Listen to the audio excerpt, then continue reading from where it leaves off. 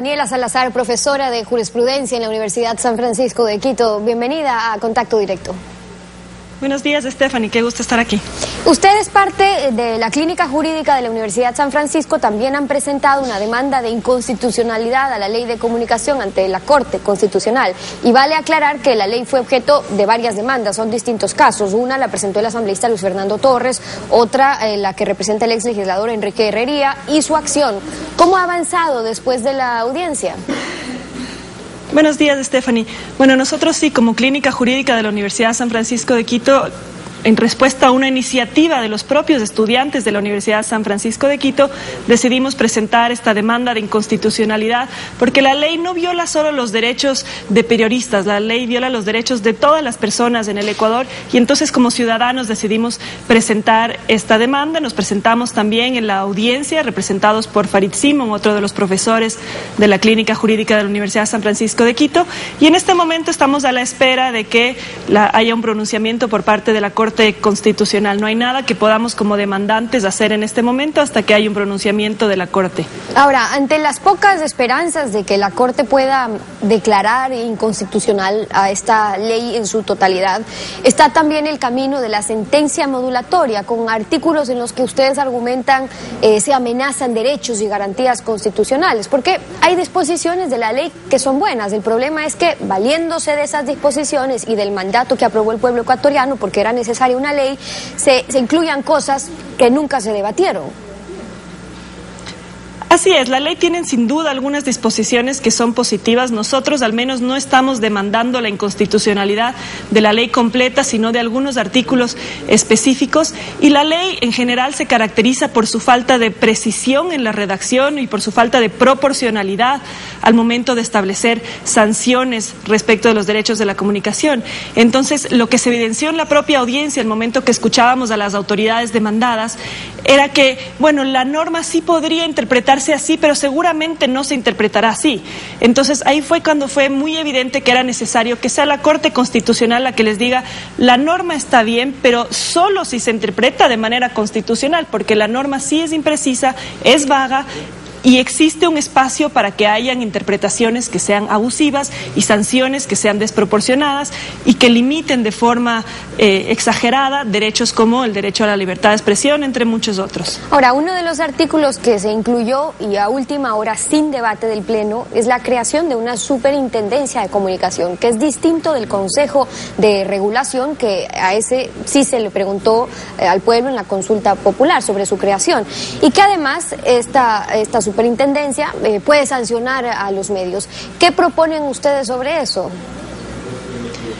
Nosotros no nos pronunciamos sobre la parte orgánica de la Ley de Comunicación. Sin embargo, realmente de la audiencia que tuvimos ante la Corte Constitucional, creo que fue evidente no solo los temas de falta de independencia que habían sido ya resaltados respecto de la Superintendencia de Comunicación y el superintendente y su relación muy cercana con el Ejecutivo, de eso se había hablado, pero en la audiencia se evidenció además su falta de imparcialidad. En la audiencia existía un espacio ante la Corte Constitucional para que terceros interesados puedan hacer intervenciones. Hubo un desfile de gente del gobierno que vino a hablar a favor de la Ley de Comunicación, entre ellos el superintendente Ochoa. Y el superintendente Ochoa no hizo ningún argumento jurídico. Jamás criticó la ley o defendió la constitucionalidad de la ley. Dedicó los 20 minutos a atacar no a los argumentos, sino a las personas que habían presentado las demandas. Y en ese momento se hizo evidente su odio realmente irascible, ese rencor que tiene respecto de los medios privados. Creo que si es que alguna vez yo estaría en algún proceso ante la superintendencia, presentaría el audio de esa audiencia ante la Corte Constitucional como una prueba de la falta de independencia e imparcialidad para juzgar a cualquier medio de comunicación por parte del superintendente. Ahora, realmente se quedó demostrado. La ley incluye también algunos principios deontológicos, que son pues las conductas éticas que deben manejar los medios, que son necesarios. Pero en el párrafo final del artículo 10 incluyeron que el incumplimiento de las normas deontológicas podrá ser denunciado ante la Superintendencia de la Información y Comunicación, la que, luego de comprobar la veracidad de lo denunciado, emitirá una amonestación escrita, siempre que no constituya una infracción que amerite otra sanción o medida administrativa establecida en en esta ley. ¿Qué reparos desde el estudio que han hecho ustedes a esta ley en su totalidad hay sobre este artículo? ¿Qué pasa cuando los delegados del Ejecutivo, del presidente, son quienes que finalmente califican si se ha faltado o no a un principio? La regulación de la ética en una ley es en sí ya incompatible con la libertad de expresión. La ética periodística debe existir, estamos de acuerdo con eso, pero no puede ser regulada mediante ley, no puede eso estar en la ley, eso es incompatible con la idea misma de ética, más aún cuando existen sanciones asociadas a esas, falta de ética y además sin un debido proceso, porque el debido proceso, usted vio, no está en esa norma, solo dice el superintendente luego de comprobar que existe una falta a la ética va a establecer sanciones. Eso ya es problemático en sí mismo y ese es justamente uno de los problemas que tiene la ley de comunicación. Empiezan a haber sanciones por lo que el superintendente podría considerar que no es ético. Empiezan a haber sanciones incluso a la opinión. Ahí no existe una diferenciación entre lo que es información, que puede ser sujeta a un test de veracidad o de falsedad, sino que se sanciona la opinión y eso es lo que genera la regulación de la ética, la regulación de la opinión, genera autocensura y genera censura previa, incluso por parte de los medios de comunicación, que van a tener que empezar a decir a la gente, no hablemos sobre ese tema o no opines sobre este tema, porque eso puede generar sanciones al radio o a la televisión o al medio de comunicación. Entonces, esos son los aspectos que nos preocupan respecto de la ley. Y son algunos de los argumentos que han planteado también ante la Corte Constitucional. Hay que esperar un pronunciamiento de la Corte. ¿Por qué ustedes afirman que, según lo que quede establecido finalmente en ese cuerpo legal, se podrá dibujar más claro el tipo de democracia en el cual vamos a seguir? ¿Por qué o cuál es la incidencia de esa ley en la forma de vida de los ecuatorianos? Porque ustedes han insistido que no es una ley que solamente afecta las garantías, derechos, etcétera, de quienes están en los medios de comunicación, sino de todos los ecuatorianos. ¿Por qué?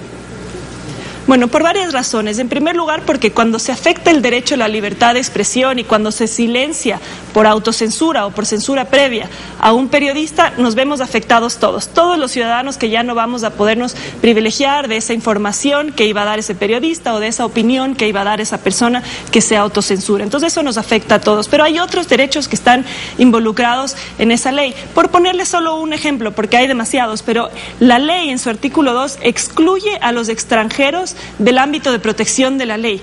Yo no sé qué les pasó ahí, no sé si se les pasó, si es una cuestión de falta de técnica legislativa o cuál es la cuestión ahí, pero si un extranjero que no es residente legal en el Ecuador, pensemos un turista, pensemos un solicitante de refugio que acaba de llegar la semana pasada, se le viola cualquiera de sus derechos en los medios de comunicación. Por ejemplo, sacan, un artículo que trata de forma morbosa o discriminatoria a esta persona. No puede acceder a la protección de la ley de comunicación. No puede, porque están restringidos esos derechos solo a los residentes legales. Absurdos como estos están en toda la ley de comunicación. Realmente hay cuestiones que son absolutamente incompatibles con las normas de la Constitución, con los derechos de todos los ciudadanos, no solo de los periodistas. Ahora, eso es lo que a nosotros nos preocupa. Una vez que se hayan agotado las instancias locales en la Corte Constitucional, ¿acudirán ustedes a la Comisión Interamericana de Derechos Humanos? Y si es así, ¿qué importancia tendría el elevar el caso a la comisión cuando, en el caso de que se lleguen a dictar, por ejemplo, medidas cautelares, el gobierno ecuatoriano ya ha dicho que su posición es no estar en la obligación de acatar, que no tiene la comisión facultad para otorgar medidas cautelares y además han puesto en duda el trabajo de la Relatoría Especial para la Libertad de Expresión o su relatora?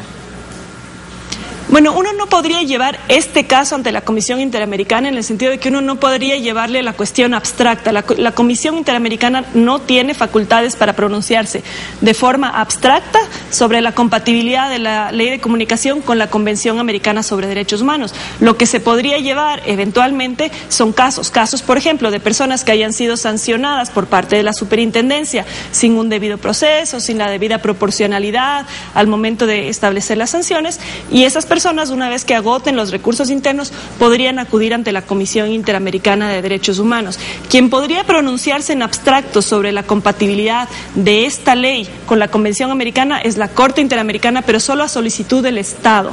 las personas particulares no podríamos hacerle esa solicitud en abstracto a la Corte Interamericana. Lo que se pueden llevar son los casos. Ahora, lo que nosotros estamos planteando aquí es que ya ha habido suficientes pronunciamientos por parte de la Comisión Interamericana y de la Corte Interamericana sobre normas que están en la Ley de Comunicación. Por ejemplo, sobre la titulación obligatoria de los periodistas. Ya hubo pronunciamientos de la Corte Interamericana en ese sentido. Entonces, lo que le estamos diciendo al Estado es: modifique ahorita esas normas, porque una vez que llegue un caso ante la Corte Interamericana ya sabemos cuál es su criterio. Ya nos adelantó la Corte que ese tipo de restricciones le parecen incompatibles con la libertad de expresión. Entonces, evítese una sanción que luego será pagada con los impuestos de todos nosotros como ecuatorianos, porque el criterio de la Comisión y de la Corte ya es claro, ya ha sido advertido respecto de esta ley. Entonces, por eso tendríamos que empezar a incorporar los estándares, los pronunciamientos de la Comisión y la Corte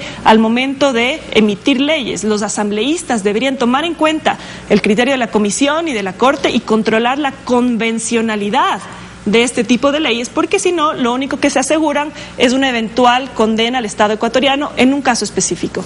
Y son las observaciones de la doctora Daniela Salazar, profesora de jurisprudencia en la Universidad San Francisco de Quito, acompañándonos hoy en Contacto Directo. Muchas gracias por haber estado con nosotros. Gracias, Stephanie.